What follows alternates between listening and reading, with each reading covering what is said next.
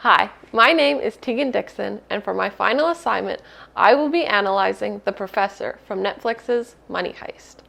Money Heist is a Spanish crime drama released to Netflix in 2017. The series follows a heist on the Royal Mint of Spain. The heist leader, Sergio Marquina, known by the alias The Professor, recruits 8 criminals to pull off the most perfect and elaborate heist in all the history of Spain. The Professor acts as the mastermind of the heist. He is the planner, leader, teacher, and negotiator of the heist, calling the shots from outside of the bank. Starting with trait number 1, taken from the Big 5, low extroversion, but he works hard to overcome this. Extroversion is the factor that refers to being sociable and outgoing, but also includes traits such as active, outspoken, dominant, forceful, and adventurous. Low extroversion, on the other hand, should not be construed as someone who fears social interaction, but rather someone who tends to be more quiet, reserved, and less involved in social settings. The Professor is recluse and spends most of his time alone, thinking and working on his heist plans independently. The Professor keeps a cool distance from the rest of the gang. He is much more comfortable with the teacher-student relationship than socializing after hours informally with the rest of the gang. We get to see many scenes where others are busy laughing, eating, and dancing, but we only see Sergio participate in these gatherings occasionally. In many scenes, he even comes off as socially awkward or antisocial. Dime, ¿quién te compra la ropa? Tu tía la monja, Gertrudis.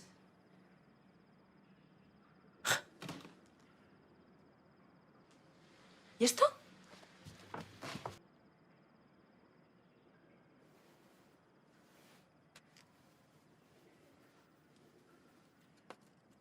Despite the confidence and competence he has in a leadership position, we see that this behavior is very intentional. He is surrounded by extroverts and needs to be assertive to effectively do his job.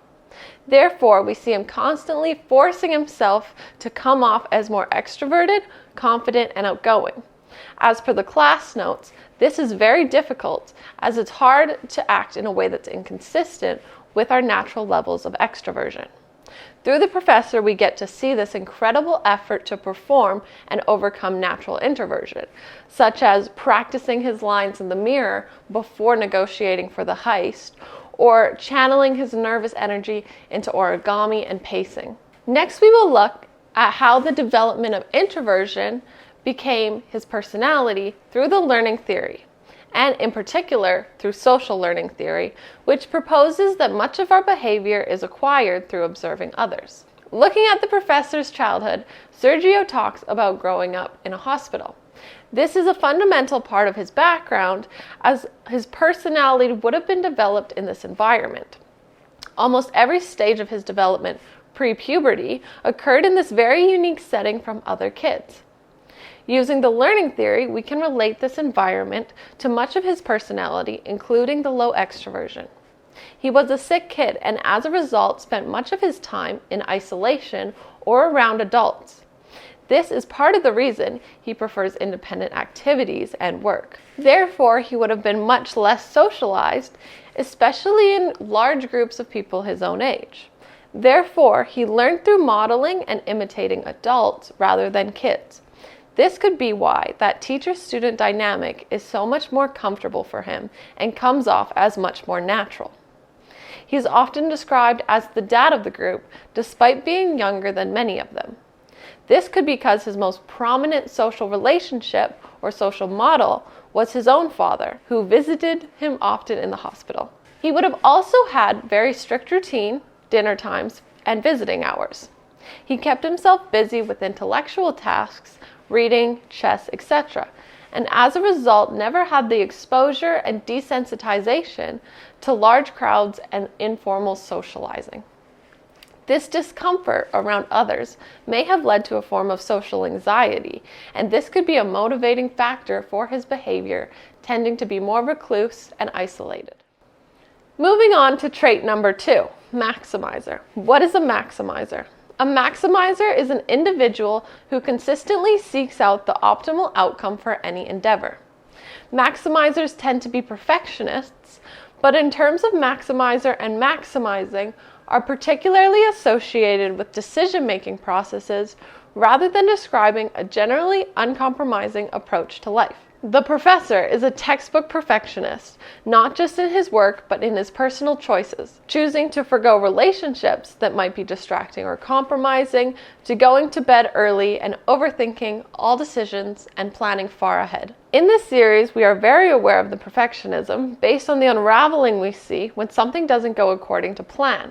We also get to see him dwelling on those mistakes. Are you thinking, Professor? Yes, I'm thinking yes. What about? When was the first moment that we lost control? Most interesting is a twist that leads into the second series of the show, where the heist is over and there's nothing left to do. But we also see that despite having pulled off a fantastic heist, the professor just can't get over the few mistakes he made and quickly begins working on the next heist, a more perfect and better plan. And he risks everything and everyone's life once again in the name of pulling off the perfect heist. He isn't invested in the money whatsoever, but as he claims, the notoriety, the political statement, and continuing his father's legacy. However, I would argue a different source of this perfectionism and ambition, taken from the theories of Alfred Adler.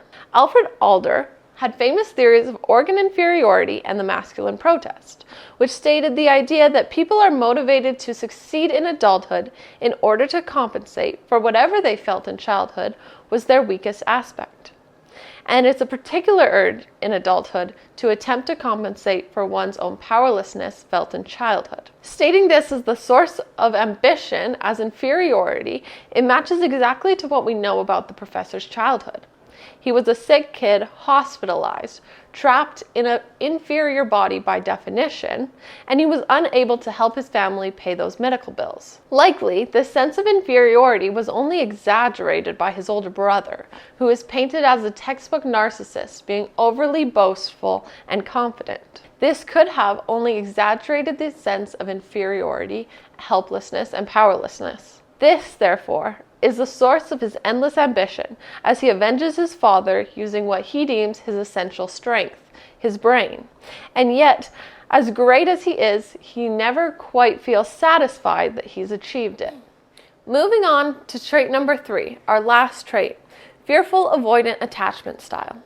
Avoidant attachment styles have lower levels of imperfection, a more cynical view of relationships, they believe love won't last, and they are the least interested in partnership and sex, but do often find themselves in a romantic relationship at some point. Additionally, avoidants tend to be more introverted, which matches what we have already discussed about the professor. All of these factors are true for the professor.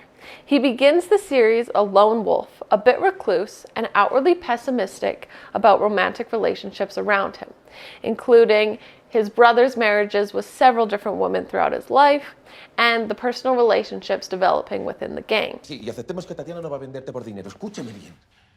Es una ladrona. ¿Qué va a pasar cuando le den a elegir entre delatarte o ir a prisión? Oh, qué fácil es hablar del amor cuando nunca lo has conocido. However, as he falls into his own love story, he becomes a hypocrite, jeopardizing the heist for love. And yet, nothing ever seems stable in this relationship. He himself seems skeptical and callous towards her at times. In fact, we only ever see him outwardly profess his love when his back is against the wall. And as she chases him around the globe, leaving behind her career and friends for him, he seems uninvested in losing her. Much like the infants in Mary Ainsworth's study who remained calm when their attachment figures left the room, as if expecting abandonment. Mary Ainsworth studied attachment theory and often related attachment styles to the mother-child bond. Fearful avoidant attachment styles often were the result of a neglectful or emotionally unavailable mother. In the case of the professor, this fearful attachment style is more likely the result of childhood trauma than of neglect, as both of his parents were extremely devout. Therefore, we can look at the psychoanalytic perspective. The theory of personality based on Sigmund Freud's which emphasize the unconscious processes of the mind. Behavior, thoughts, and feelings often relate back to early childhood experiences. As a kid, Sergio's best friend and hero was his father. The development of an avoidant attachment style most likely did not result from neglect, but of the trauma associated with his death. His father dies unexpectedly right in front of him at a young age, linking a tsunami of pain and abandonment to his most fulfilling attachment. Moreover, when his father dies, his secret life as a bank robber is exposed. Sergio is left not only grieving his father, but questioning how genuine the relationship was from the beginning. Therefore, although the id may have a primitive drive for love and affiliation, the ego may be driving him to be more guarded, pessimistic, and untrusting. Moreover, this trauma occurred during the phallic stage, described by Freud as a time in which our views on love, sexuality, and gender identity are being developed and the most vulnerable. In conclusion, the professor of Netflix's Money Heist displays clearly many unique personality traits, such as low extroversion, he is a maximizer, and he has a fearful avoidant attachment style. We can link all of these traits to the backstory of the character using various theories and approaches from psychology, such as using social learning theory to discuss the development of his social skills, using a neo-Freudian perspective like Alfred Adler, theory of organ inferiority, to shape him as a maximizer, and Freud's psychoanalytical perspective to define the origin of his insecure attachment style. And this concludes my final assignment for Psych 333. Thank you for watching.